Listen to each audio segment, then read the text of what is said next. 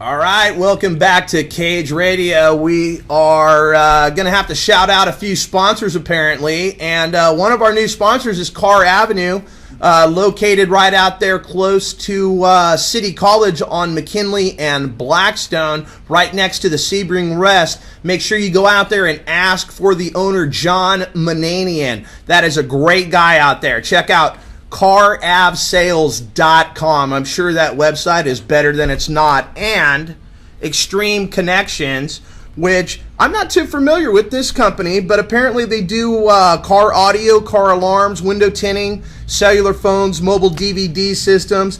You can holler at them at 237-3961. I know that's very professional when I'm looking down into the card and talking to you. But let's get to why it matters that we are here. We are here to talk with Dominic the Fallen Angel Robinson, who continues to join us. Now, in our break, I asked you, you fight at 155, but you're telling me you walk around about 185? Is that right? Yes. Wow. Bro, how do you cut that much weight? How does that... Because I always hear on TV, I'm not a fighter, and I'm in no danger of cutting any weight. I need to, but okay. Anyway, they always say that it drains you. I don't know, after cutting this much weight, does he have this, that, and the other thing? What does it physically do to you? It drains...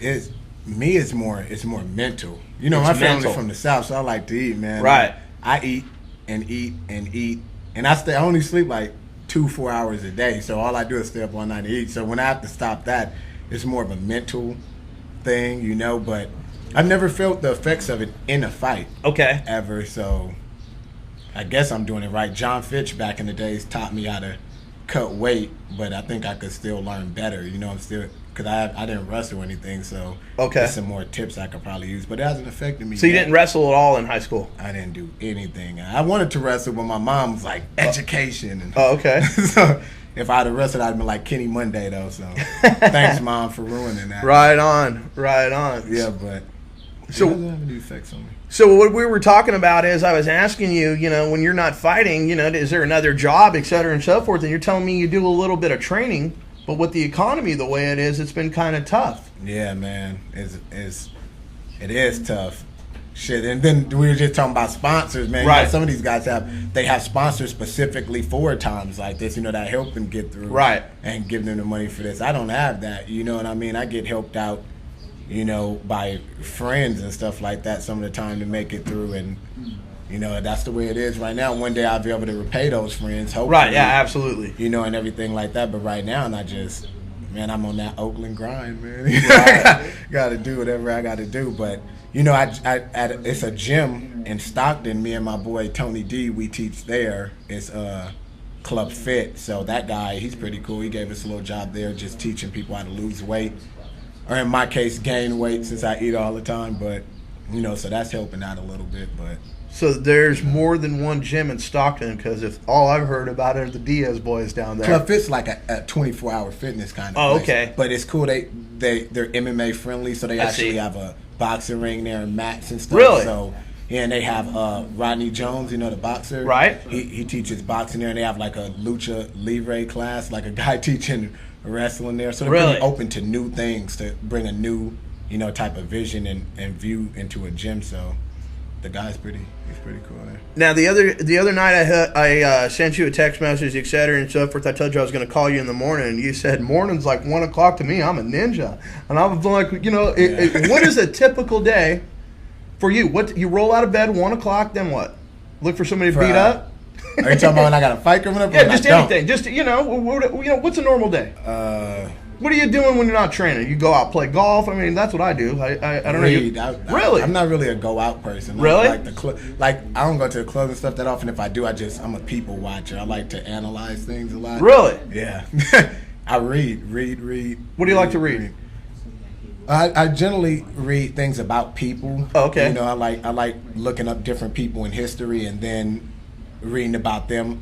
It's weird though. Like if I see anything and I've never heard of it, a place or an event in history or even a word, I become obsessed with it, and I have to look it up right then and there. So Wikipedia, I'm always on it. They need to sponsor me too. If they out there, I'm always on Wikipedia looking up random things and stuff. I just, the world, it's an interesting place to me. The different cultures and events and things that have happened throughout history. So I just like to absorb as much knowledge as I can, basically. But and watch movies. I like movies. You like movies, huh? Yeah. Action movies. Action movies, porn. And who doesn't like porn? Okay, right on. What's your favorite movie?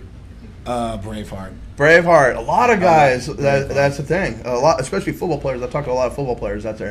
That's their go-to. Well, it's based off of true, William Wallace, so it's kind of inspirational. All these guys nowadays think they're gangsters and thugs. Right. They just because they have a gun. Back then, you had to fight, head to head, man to man. And look at that guy. You put these guys in jail, and you're like, hey, snitch on your boys, and I cut your time. And they snitch. Are you a hardcore thug? Look at that guy. He was getting stretched by horses and, getting tortured when they were experts at that. And he still wouldn't, give up his people. I don't respect none of these dudes on the streets nowadays, man. I bet you see a lot of that in Oakland too, huh? Oakland actually gets a bad rep. A lot of times they don't bother you unless if you bother them. Right. So it's a misconception. But, society a lot of times tries to make minorities look bad anyways. And then minorities, unfortunately, do things to make themselves look bad and feed it. So, it's coming from both ends. The minorities are making themselves look like fools when people want to make, are trying to make them look like fools anyways, But Oakland, it's not, if you look throughout history, a lot of good people actually came from Oakland, back in the days, but. Too Short, the Raiders. But Too Short, I don't even know how he's been around this long. I love Too Short. He making that money. I can't. Back in the day, I used to go to the record store. Like every 3 weeks, he'd have a new tape. That's how old I am. There were tapes. Okay, he'd have a new tape out like every week. Well, Freaky Tales remixed. He said he was making his last album like 20 albums. Yeah, no doubt. So yeah, somebody just keeps giving him money for. As long as you can grab that money. Yeah. So, what's coming up for you? You're in town this week, all weekend long? Yes, sir. Till I go back home Wednesday. I have my boy Tony Done It Dominguez. Remember that. You got to have him. Okay. My main training partner. He's fighting a pancrase match. Is he in Oakland or is he here? He's from Stockton. Okay. Yeah, and he's fighting a pancrase match in Modesto, at Fat Cat Thursday. Okay. And then he's about to go pro after that. Really? Yeah. He's been around a long time. He's been with the Diaz guys since they were like a white belt and a blue belt. So, really? Yeah, he's been in the game longer than me, Wow. And so, what's he fight out? What he weight? fights 35, but he's pretty big for 35. So like Miguel Torres, cats like that. He's not tall. He's thicker than that. Okay. Yeah, pretty strong guy, so. Okay. Anybody you want to shout out before we go to commercial break?